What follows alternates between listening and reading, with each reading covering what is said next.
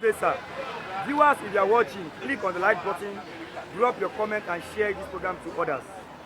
Trump vows to defend Christians in the whole world. He cries atrocities in Nigeria.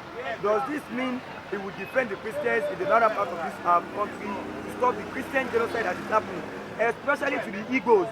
What do you have to say about this? No, they never see it coming, but that has become a reality. On this platform, we have discussed severally the consequences of a government not being too active jihad, and that jihad is targeted on the southern part of the country. You can see the argument up and down that the north, the Nigeria is going to be divided between the south and the north. Or even though those kind of statements is already fomenting certain policies, in United States of America currently now, where there is plan, to put Nigeria aside into southern Nigeria and of course northern Nigeria. The southern Nigeria has been promoted to that extent, possibly might be named Biafra at the end of the day, but the fact still remains how will the southwest people look at it from that direction when trouble is coming in, like what we see happen in Sudan. Anybody that is claiming there's no genocide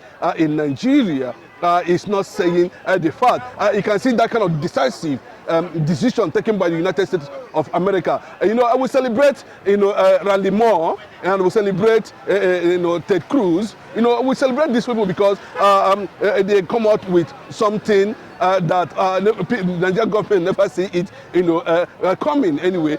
Bola Ahmed Tinubu never see this actually coming. But here today, we are talking about something we have been hammering on for years now. The possibility of, creating a nation in Nigeria, where a certain people will feel very safe is the most important thing to be done. I can tell you very clearly, when you're talking about, like I said earlier, the war, the Bafra war was between Christian Biafrans and, of course, northern Muslims.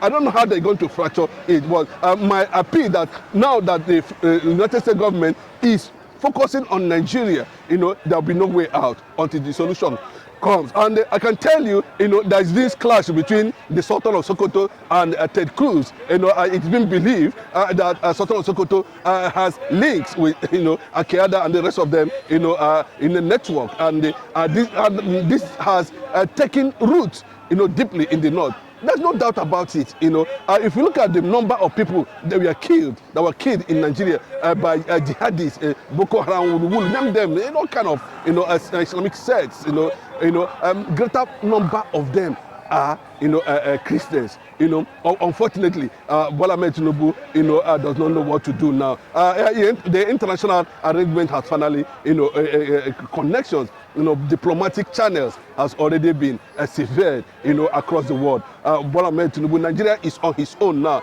because all the American allies, are going to queue to the Nigerian, American decision, to tag Nigeria a country of concern. And what does it mean when United States of America tag Nigeria a country of concern?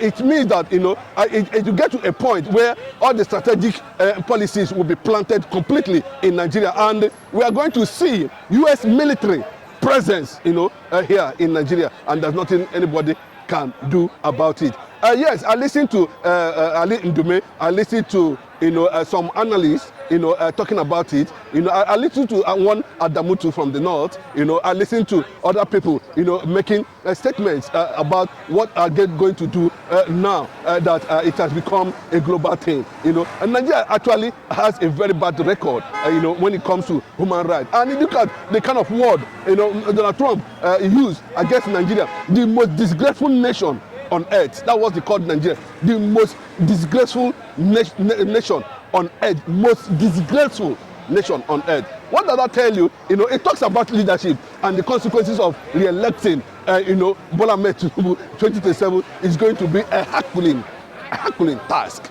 It's not going to be possible, and this actually might trigger the government of the United States, looking the other way into the Mazi Nnamdi Kanu ordeal completely, and the advancement of his, continued negotiation for his release. If you are Bola Ahmed Tinubu, to be honest with you, Nigeria is really in a tight corner. There may not be election in 2027 the way it is going, because once there is a military, US military presence in Nigeria, then we were talking about, it can lead to disintegration where Biafra as a nation might likely emerge to protect, the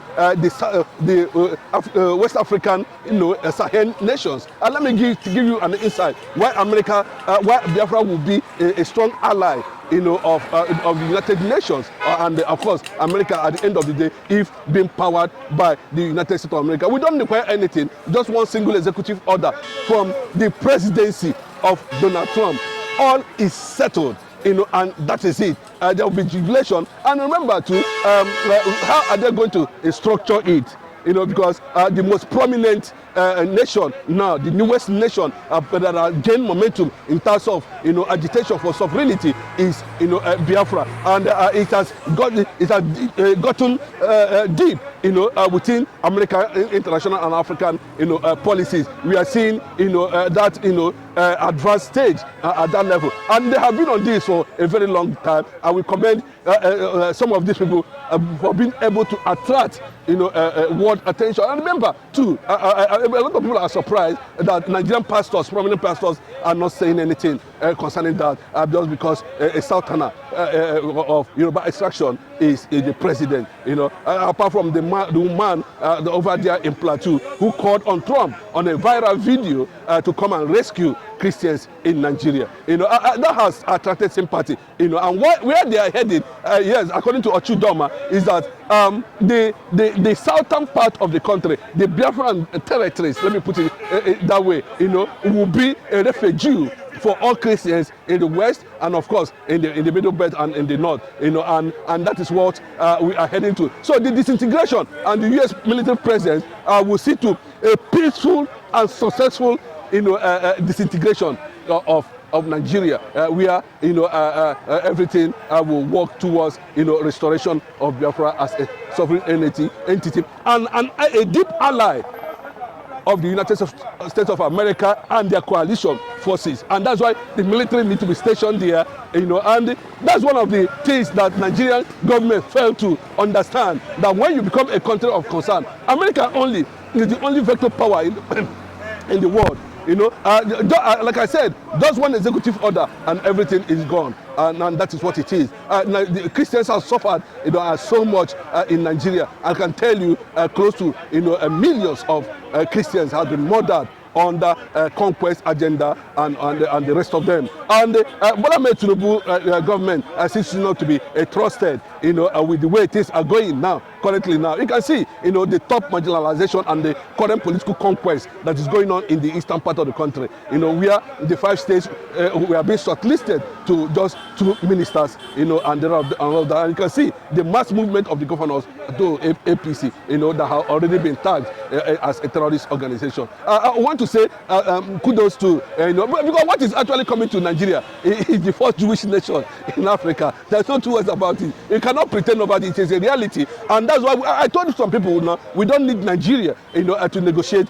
deals from. What we need is international solidarity, backed up by international law and international forces and powerful nations of the world, key into the reality. Well, we have died enough, and we need the world to understand at this point in time that the only thing that's left for currently now, the reason why Mazi Nnamdi Kanu is there is because of the conquest that is going on, the killing of Christians. He raised the alarm and all that.